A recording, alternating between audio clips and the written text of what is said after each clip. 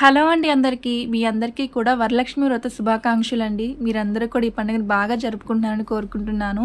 నేను కూడా మార్నింగ్ పప్పొంగల్ చేసి, అలాగే వడలు చేసి నైవేద్యంగా అయితే పెట్టానండి. ఇంకా ఆ తర్వాత ఈరోజు మేము అంతా హ్యాపీగా అయితే లేము. ఎందుకంటే మా చిన్నోడికి ఫుల్లు ఫీవర్ అండి.